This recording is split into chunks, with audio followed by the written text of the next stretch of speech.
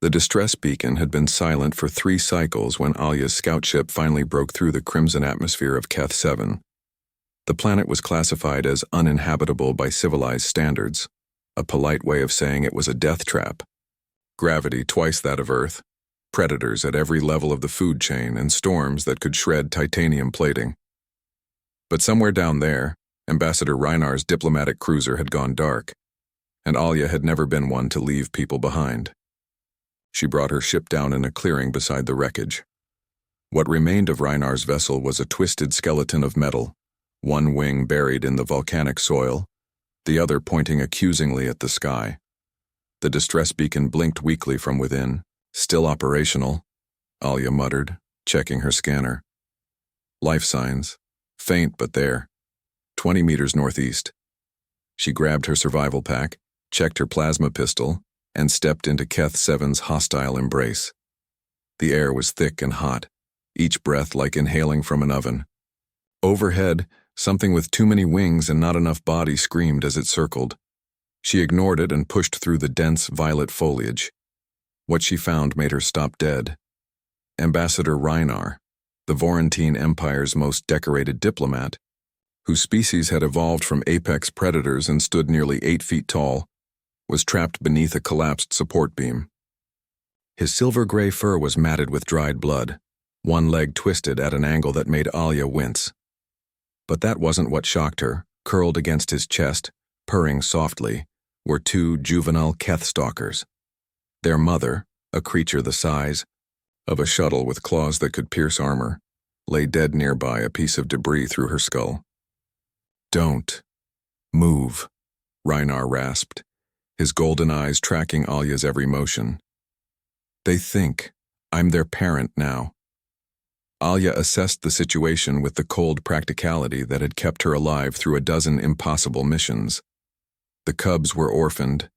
Reinar had provided them warmth through 2 cold Keth 7 nights. They'd bonded, and now if she tried to extract him too quickly. "How long?" she asked, kneeling carefully. "Since the crash. 2 days. Maybe 3. Reinar's breathing was labored. "My emergency beacon brought you, but it also brought them." "Them?"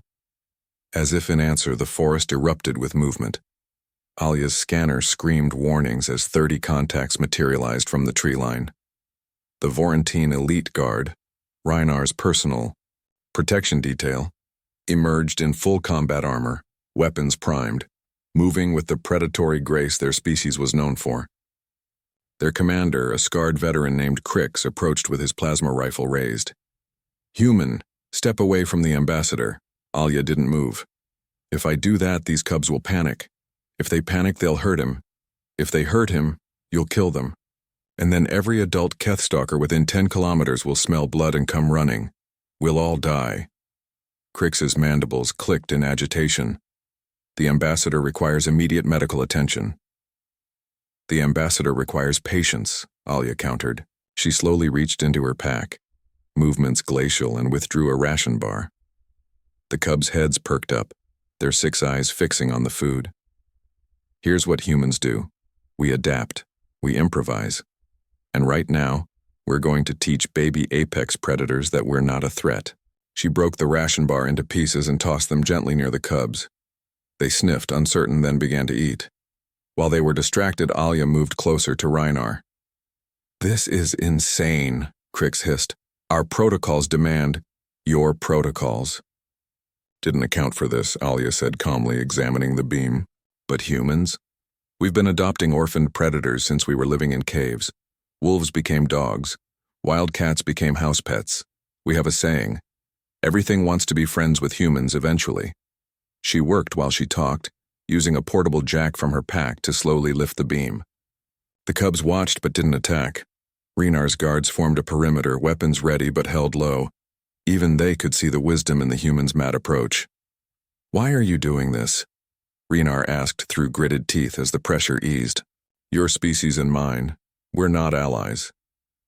"Not yet," Alya said. "But I've read your file, Ambassador.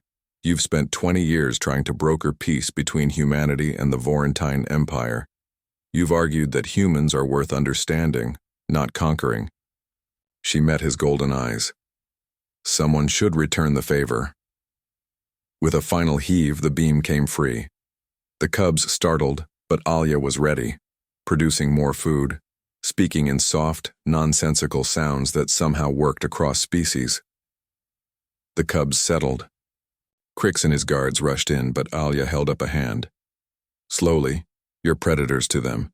If you move like hunters, they'll respond like prey. For the first time in Vorentine military history, the elite guard moved with restraint rather than overwhelming force. They extracted Reinar carefully, medical nanites already flooding his system.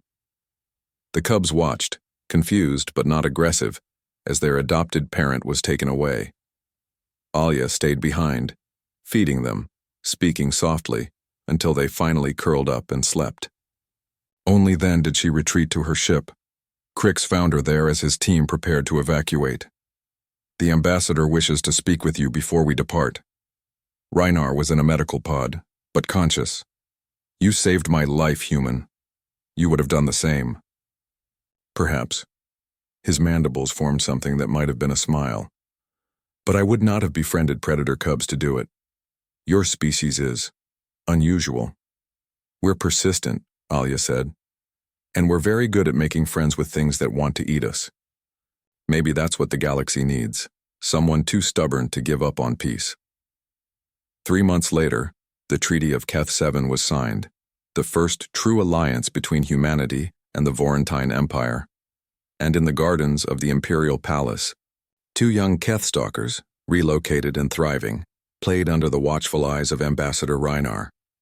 He'd learned something important from the human, that strength wasn't just about claws and teeth. Sometimes the greatest predators were the ones who chose not to hunt.